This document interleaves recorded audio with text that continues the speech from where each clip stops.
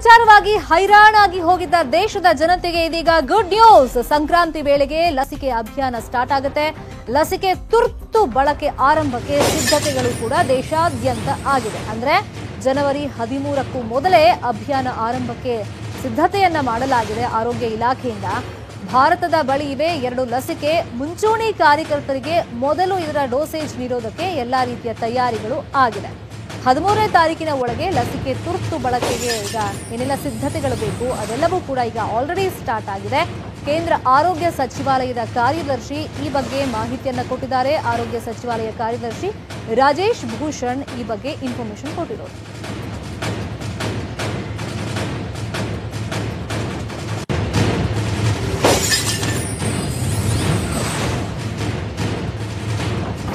EUA के 10 दिन के भीतर हम उसको EUA का अर्थ है इमरजेंसी यूज ऑथराइजेशन. ये बोलचाल की भाषा में शब्द प्रयुक्त होता है. हमारे मीडिया के मित्र इसी शब्द का उपयोग करते हैं. हमारे कानून में एक्सेलरेटेड अप्रूवल फ्रेज का इस्तेमाल किया गया है. तो जिस भी दिन हुआ, जैसे अब आप जानते हैं कि किस दिन हुआ, उस दिन से 10 दिन के भीतर में ये रोल आउट होने की पूरी तैयारी है. धन्यवाद.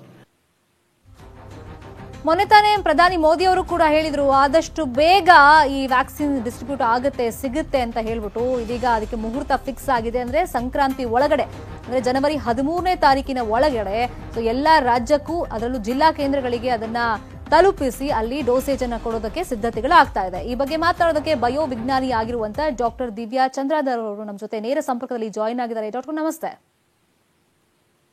ಹಲೋ ಡಾಕ್ಟರ್, ಕೇಳಿಸ್ತಾ ಇದ್ರೆ ಇವಾಗ ವ್ಯಾಕ್ಸಿನ್ ವಿತರಣೆ ಆಗುತ್ತೆ, ಅದನ್ನ ಸಂಗ್ರಹ ಮಾಡೋದು ಜೊತೆಗೆ ವಿತರಣೆ ಒಂದು ದೊಡ್ಡ ಮಟ್ಟದ ಚಾಲೆಂಜ್. ಯಾಕಂದ್ರೆ ಎಟ್ ಎ ಟೈಮ್ ಎಲ್ರಿಗೂ ಡಿಸ್ಟ್ರಿಬ್ಯೂಟ್ ಮಾಡಬೇಕಾಗತ್ತೆ ಎಲ್ಲಾ ರಾಜ್ಯಗಳಿಗೂ. ಸೊ ಈ ಚಾಲೆಂಜ್ ಹೇಗ್ ಫೇಸ್ ಮಾಡಬಹುದು ಸರ್ಕಾರ? ಈಗಾಗಲೇ ನಾನು ಒಂದು ಪುಣೆನಲ್ಲಿ ಯಾವ ತರ ತಯಾರಿನ ನಡೆಸ್ಕೊತಾ ಇದಾರೆ ಅನ್ನೋದ್ರ ಬಗ್ಗೆ ಒಂದು ನ್ಯೂಸ್ ನೋಡ್ತಾ ಇದ್ದೆ. ಅದರಲ್ಲಿ ಹೇಳೋ ಪ್ರಕಾರ ಪುಣೆನಲ್ಲಿ ಆಗ್ಲೇ 40+ ಕೋಲ್ಡ್ ಸ್ಟೋರೇಜ್ ವ್ಯಾನ್ಸ್ ನ ಈಗ ಏರ್ಪೋರ್ಟ್ ಗೆ ರವಾನೆ ಮಾಡೋದು. ಆ ಏರ್ಪೋರ್ಟ್ ಇಂದ ಸ್ಟೇಟ್ ವೈಸ್ ಲಸಿಕಾ ಸಂಗ್ರಹಣಾ ಕೇಂದ್ರಗಳಿದೆ. ಸ್ಟೇಟ್ ವೈಸ್ ಅಲ್ಲಿಂದ ಡಿಸ್ಟ್ರಿಕ್ಟ್ ವೈಸ್ ಲಸಿಕೆಯನ್ನ ಡಿಸ್ಟ್ರಿಬ್ಯೂಟ್ ಮಾಡೋದು. ಅಲ್ಲಿಂದ ಪ್ರೈಮರಿ ಹೆಲ್ತ್ ಕೇರ್ ಸೆಂಟರ್ಗಳಿಗೆ. ಹೀಗೆ ಹಲವಾರು ತರದ ತಯಾರಿ ಪುಣೆ ಸೀರಂ ಇನ್ಸ್ಟಿಟ್ಯೂಟ್ ಇಂದ ಕೂಡ ನಡೆದಿದೆ. ಈಗ ಕೇಂದ್ರದಿಂದ ಕೂಡ ಇನ್ನು 13ನೇ ತಾರೀಕಿಂದ ಲಸಿಕೆ ವಿತರಣಾ ಶುರು ಮಾಡ್ತೀವಿ ಅಂತ. ಈಗ ನಮ್ಮ ರಾಜ್ಯದಲ್ಲೂ ಕೂಡ ಲಸಿಕೆ ವಿತರಣೆ ಬಗ್ಗೆ ಆಕ್ಟಿವ್ ಆಗಿದ್ದಾರೆ. ರಾಜ್ಯದಲ್ಲಿ ಲಸಿಕಾ ಕೇಂದ್ರಗಳು 25,000ಕ್ಕೂ ಹೆಚ್ಚು ಲಸಿಕಾ ಕೇಂದ್ರಗಳನ್ನ ಐಡೆಂಟಿಫೈ ಮಾಡಿದ್ದಾರೆ.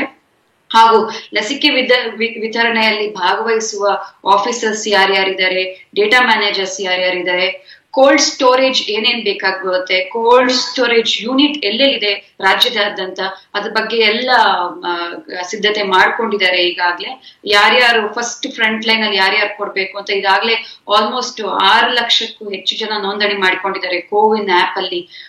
ಫಸ್ಟ್ ಕರ್ನಾಟಕದಲ್ಲಿ ಅದ್ರಲ್ಲಿ ಆಲ್ಮೋಸ್ಟ್ ಬೆಂಗಳೂರಲ್ಲಿ 1 ಲಕ್ಷ ಜನ ತಮ್ಮ ನೋಂದಣಿ ಮಾಡ್ಕೊಂಡಿದ್ದಾರೆ ಲಸಿಕೆ ಪಡ್ಕೊಳ್ಳೋಕೆ. ಸೊ ಈಗ ರಾಜ್ಯ ಕೂಡ ತಯಾರಿಯಾಗಿದೆ. ನಾವು ಆಪ್ ಕೂಡ ಜನ ಆಕ್ಸೆಸ್ ಮಾಡಕ್ಕೆ ಸ್ಟಾರ್ಟ್ ಮಾಡಿದ್ದಾರೆ. ಇನ್ನೇನು ಅದರಲ್ಲಿ OTP ಬರುತ್ತೆ. ಹಾಗೂ ಯಾರ್ಯಾರು ನೋಂದಣಿ ಮಾಡ್ಕೊಂಡಿದ್ದಾರೆ, ಯಾವ ದಿನ ಅವ್ರಿಗೆ ಲಸಿಕೆ ಕೊಡಲಾಗುತ್ತದೆ, ಹಾಗೂ ಯಾವ ಟೈಮ್ಗೆ ಯಾವ ಕೇಂದ್ರಕ್ಕೆ ಬರಬೇಕು ಅಂತ ಅವ್ರಿಗೆ ಒಂದು ಮಾಹಿತಿ ಸಿಗುತ್ತೆ. ಆ ಮಾಹಿತಿ ಪ್ರಕಾರ ಅಲ್ಲಿ ಹೋದಾಗ ಅವ್ರಿಗೆ ನಾರ್ಮಲ್ ಸ್ಯಾನಿಟೈಸೇಷನ್, ವೈಟಿಂಗ್ ಏರಿಯಾ ಎಲ್ಲ ಇರುತ್ತೆ. ಅಲ್ಲಿ ವ್ಯಾಕ್ಸಿನೇಷನ್ಸ್ ಆಫೀಸರ್ಸ್, ಡೇಟಾ ಮ್ಯಾನೇಜರ್ಸ್ ಎಲ್ಲ ಡೇಟಾ ವೆರಿಫಿಕೇಶನ್ ಮ್ಯಾನೇಜರ್ ಎಲ್ಲ ಡೇಟಾ ವೆರಿಫಿಕೇಶನ್ ಮಾಡಿ, ಆಮೇಲೆ ಟ್ರೈನ್ಡ್ ವ್ಯಾಕ್ಸಿನೇಷನ್ ಆಫೀಸರ್ಸ್. ಈಗ ಪೋಲಿಯೋ ತರ ಅಲ್ಲ ಇದು, ಓರಲ್ ಡ್ರಾಪ್ಸ್ ಅಲ್ಲ ಇದು, ಇಂಟ್ರಾಮಸ್ಕ್ಯುಲರ್ ಇಂಜೆಕ್ಷನ್ ಆದ್ರಿಂದ, ಶಾರ್ಟ್ಸ್ ಆದ್ರಿಂದ ಇದನ್ನ ತುಂಬಾ ಹುಷಾರಾಗಿ ಕೊಡ್ಬೇಕಾಗಿ ಬರುತ್ತೆ. ಸೊ ಅದಕ್ಕೆಲ್ಲ ಪ್ರಾಪರ್ ಟ್ರೈನಿಂಗ್ ಆಗಿರುವಂತ ಸಿಬ್ಬಂದಿನ ತಗೊಂಡಿದ್ದಾರೆ. ಆಮೇಲೆ ಅಡ್ವರ್ಸ್ ಎಫೆಕ್ಟ್ ಮ್ಯಾನೇಜ್ ಮಾಡೋದಕ್ಕೂ ಹೇಗೆ ಅಂತ ಟ್ರೈನಿಂಗ್ ಕೊಟ್ಟಿದ್ದಾರೆ.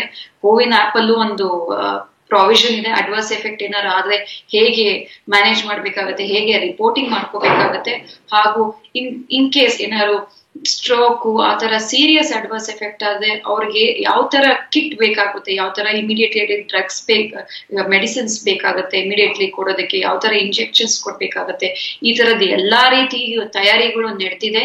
ಸೊ ಐ ಥಿಂಕ್ ಇನ್ನೇನು 13ನೇ ತಾರೀಕು ಬಂದ್ಮೇಲೆ ನಾವು ಕಾರ್ ನೋಡ್ಬೇಕಾಗತ್ತೆ. ಹಾಗೂ ತುಂಬಾ ಪ್ರೈಮರಿ ಹೆಲ್ತ್ ಕೇರ್ ಸೆಂಟರ್ಸ್ ಗಳನ್ನ ಕೂಡ ಇನ್ವಾಲ್ವ್ ಮಾಡ್ಕೊಂಡಿದ್ದಾರೆ ಇಲ್ಲಿ ಲಸಿಕಾ ವಿತರಣಾ ಕೇಂದ್ರಗಳಾಗಿ. ಸೊ ಜನಗಳು ಕೂಡ ಮಾನಸಿಕವಾಗಿ ತಯಾರಾಗಬೇಕಾಗಿದೆ ಲಸಿಕೆ ತಗೊಳ್ಳೋದಕ್ಕೆ.